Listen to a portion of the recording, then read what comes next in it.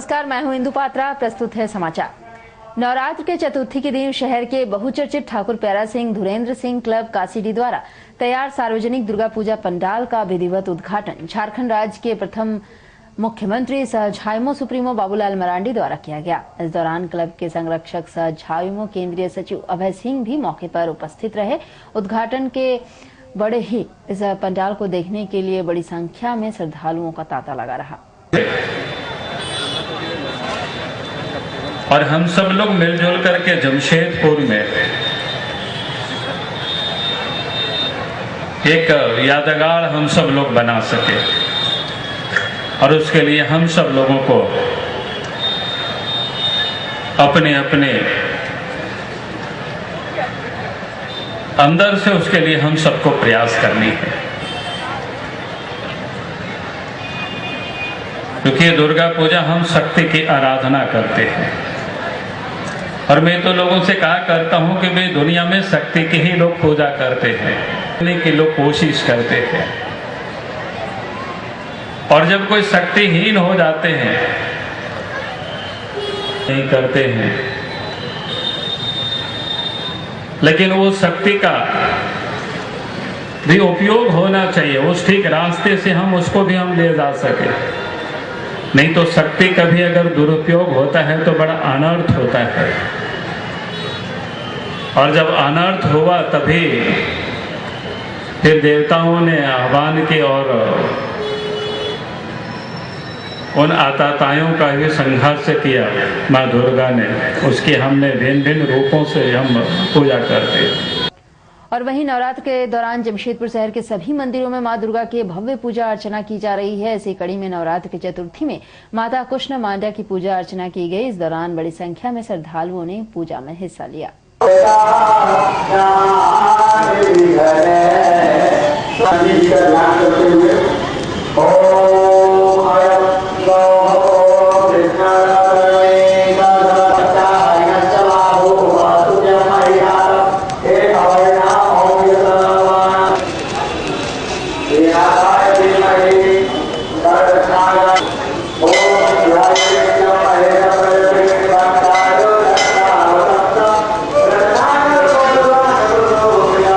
और इधर विश्व रेबीज डे के अवसर पर जमशेदपुर के जुस्को प्रबंधन द्वारा एक जागरूकता रैली निकाली गई, जिसके माध्यम से शहर वासियों के बीच रेबीज से बचने के लिए जागरूकता फैलाने का प्रयास किया गया।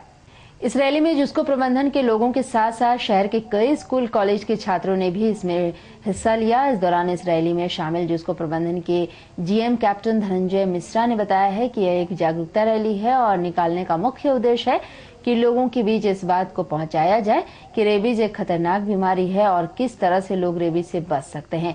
यह रैली बिष्टुपुर स्थित के केएमपीएम कॉलेज से निकाली गई, जिसका समापन जुस्को प्रांगण में हुआ। है कि ये एंटी रेबीज का जो कैंपेन है ये पूरे वर्ल्ड में आज मनाया जाता है। इसकी अहम बात यह है कि ये एक अवेयरनेस ड्राइव है। अवेयरनेस ड्राइव से मतलब ये है जितने भी जमशेदपुर के सिटीजन्स हैं उन पे एक मैसेज देने का प्रयास किया जा रहा है कि इस टाइप की जो प्रॉब्लम्स हैं उनको कैसे रिजॉल्व करना है। हमारे यहाँ पर 2-3 स्कूल इसमें ज्वाइन किए हैं और उसमें कदमा साउथ पास स्कूल, उनकी प्रिंसिपल, उनके साथ जितने भी लोग हैं, केएमपीएम कॉलेज, जिसको सबने मिलकर और हमारी जो संस्था है इनने सबने मिलकर एक कैंपेन चलाया है और आज इसका एक शुरुआत है। केएमपीएम कॉलेज का ये एक स्टार्ट पॉइंट है।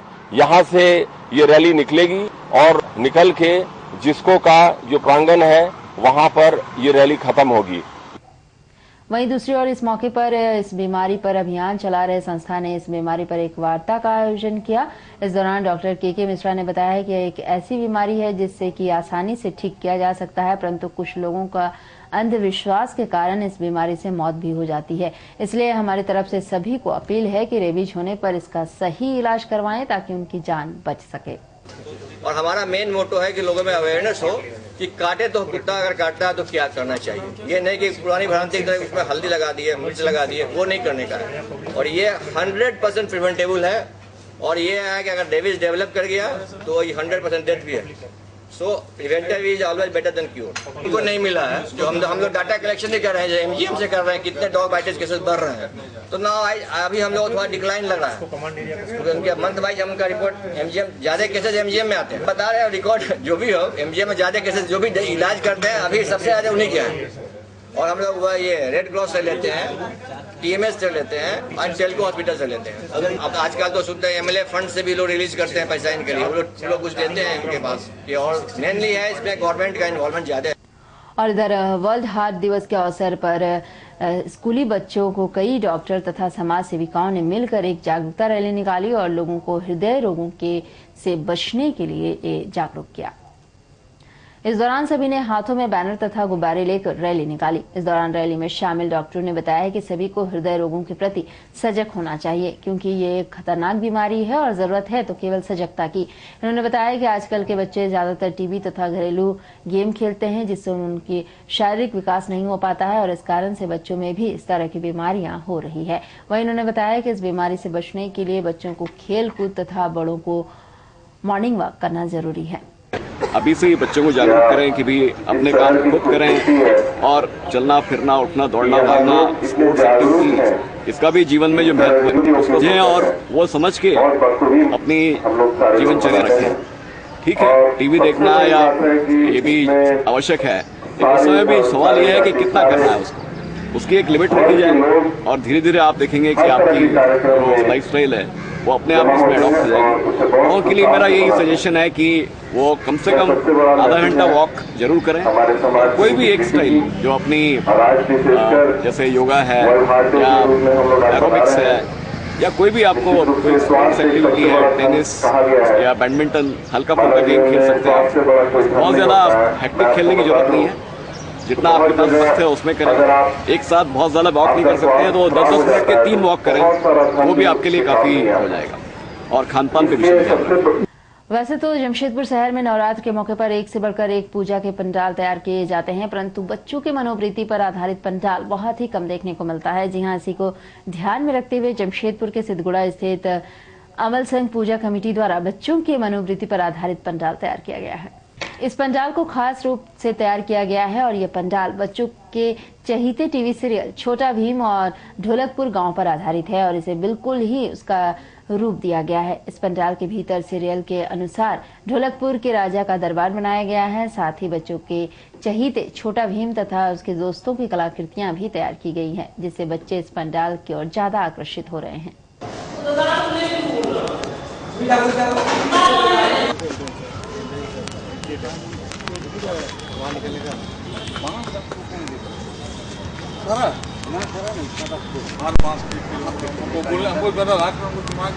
बोलने वाले थे कि 5 चाहिए। आज की दुकान से बनाना होगा, हम क्या खाना वाना खा के 2.5 दिन लगेगा। नियम यहाँ का यहाँ पर भाई लोग खड़े रहते यहाँ पर रखिए, बात अंदर यहाँ पर रखिए, बोलने वाला अंदर उठा लीजिएगा। अरे वो ना बनाइए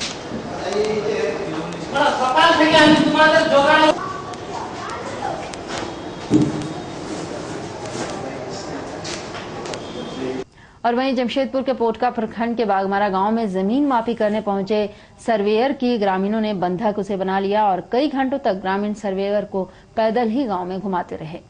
बताया जा रहा है कि यह surveyor JCC engineering management services limited के कर्मचारी हैं और ये लोग कंपनी के निर्देश से बागमारा गांव में जाकर स्थानीय ग्रामीणों की रैयती जमीन को माप रहे थे। वहीं ग्रामीणों ने इन लोगों को मापी करते देखा और वहां भड़क गए। पूरे गांव के लोगों ने पहुंचकर इन लोगों को पकड़ लिया और बंधक बनाकर रखा। वहीं ग्रामीणों का कहना है कि बिना अनुमति के गांव में घुसकर रैयती जमीन को माप करना यह गलत है, जिस वजह से गांव के लोगों ने बंधक बनाया। आज बागमारा ग्राम सभा क्षेत्र में अनजान व्यक्ति लोग यहाँ रैयतों का जमीन के ऊपर सर्वे कर रहा था और हम लोग ने देखा सरजमीन में जाके सही रूप में ये लोग सर्वे कर रहा था और ग्राम प्रधान के साथ सारे ग्रामीणों के साथ गए हम लोग और पकड़ के यहाँ लेके आए हैं और अभी हम लोग थाना लेके जाएंगे, क्योंकि पेशा कानून के तहत पंचायत चुनाव हुआ है और पेशा कानून में ग्राम सभा सर्वोपरि है। ग्राम सभा का सहमति लेना अनिवार्य है, लेकिन ये लोग किसी तरह का ग्राम सभा से सहमति नहीं लिया है, इसीलिए ग्राम सभा का उल्लंघन है और हम लोग कानून का सहारा ले रहे हैं। ये लोग को हम लोग बाकायदा थाना जमा कर। कौन कंपनी? ये लोग अपने आप को गुजरात का बता रहे हैं, कोई केरल का बता रहा है। ये लोग अनजान व्यक्ति हैं और ग्राम सभा क्षेत्र में किसी अनजान व्यक्ति का घुस कर और बिना ग्राम सभा अध्यक्ष को अनुमति या सूचित किए बगैर सर्वे करना कानूनन जुर्म है। वहीं मापी करने पहुंचे सर्वेयर का कहना है कि हम लोग जेसीसी कंपनी के सर्वेयर हैं और बिना अनुमति के हम लोग गांव में घुसकर ग्रामीणों की रहती जमीन को सर्वे कर रहे थे, जिस वजह से लोगों ने बंधक बनाया। हम जेसीसी कंपनी के हैं सर। क्यों आए? सर हम सर्वे कर रहे थे सर। और इधर बिरसा नगर 8 नंबर जोन में संदिग्ध परिस्थिति में एक युवती ने अपने ससुराल में आत्महत्या की नीयत से अपने शरीर पर आग लगा ली। परिजनों ने उसे किसी तरह बचाकर इलाज के लिए एमजीएम अस्पताल में भर्ती कराया है। आग में झुलसी युवती ने पूर्व में भी फांसी लगाकर आत्महत्या करने के प्रयास की थी। अस्पताल में इलाजरत उसी बिलासीन रविदास की सास परी ने बताया है कि 3 माह पूर्व वह अपने बेटे का विवाह सामाजिक रीति रिवाज के साथ की थी। तब से उनकी बहू उनके परिवार के किसी लोगों के साथ ठीक से बातचीत नहीं करती थी। वह हमेशा अपने मायके में रहना पसंद करती थी। दुर्गा पूजा के अवसर पर उसके बेटे ने 3 दिन पूर्व उसे अपने घर लेकर आया था, लेकिन उसका गुस्सा कम नहीं हुआ था। रविवार को जब वह घर में आराम कर रही थी तब उसकी बहू आई और उन्हें घर से बाहर निकाल दिया और खुद को घर में बंद कर अपने ऊपर मिट्टी का तेल डालकर अपने शरीर में आग लगा ली।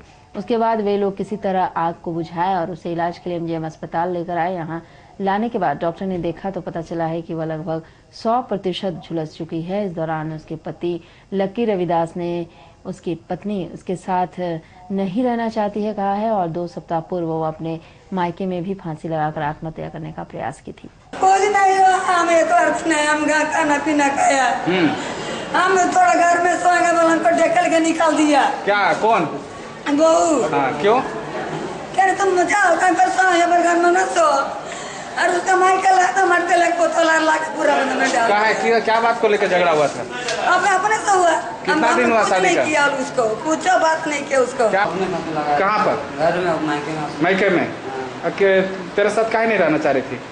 मेरे क्या नहीं रहना, बोलता था कि नहीं रहेंगे तेरा साथ। कितना दिन पहले फांसी लगाई थी मायके में? 2 सप्ताह हो रहा था। आश्विन नवरात्र यानी दुर्गा पूजा शुरू हो चुका है और शहर के लगभग सभी पूजा पंडाल अपने उद्घाटन की तैयारियों में जुट गए हैं और पूजा के अंतिम दिन यानी दशमी को माता की प्रतिमा का विसर्जन होना है, जिसके मद्देनजर जिला प्रशासन के द्वारा जमशेदपुर शहर के नदी घाटों का निरीक्षण किया गया है। इस निरीक्षण टीम में धालबू मनमंडल पदाधिकारी प्रेम रंजन, डीएसपी केन चौधरी, जिसको प्रबंधन के लोग शामिल थे। निरीक्षण के दौरान घाटों की साफ सफाई तथा आसपास के इलाकों से अतिक्रमण हटाने पर जोर दिया गया। इस दौरान एसडीओ प्रेम रंजन ने बताया कि जिसको प्रबंधन की तरफ से घाटों की साफ सफाई और लाइट की व्यवस्था की जाएगी, जिसकी 2 अक्टूबर तक तैयारी कर ली जाएगी। सफाई की प्रक्रिया घाट की शुरू हुई है और जिसको के प्रबंधन ने ये विश्वास दिलाया है कि वो 2 तक पूरी तरह से बिजली की व्यवस्था, साफ सफाई की व्यवस्था और किस तरह से यहाँ अरेंजमेंट होगा वो सब सारा तैयारी करके रखेंगे और ये व्यवस्था सारे घाट पे मौजूद रहेगी। घाट अभी हम लोग इस दृष्टिकोण पे नहीं जा रहे हैं। हमारा है कि विसर्जन को कैसे सुगम बनाया जाए, उसके लिए जो सभी आवश्यक कार्रवाइयाँ हैं वो की जाएंगी और 1 तारीख की शाम तक वो हर बार रखी जाती है, इस बार भी रखी जाएगी।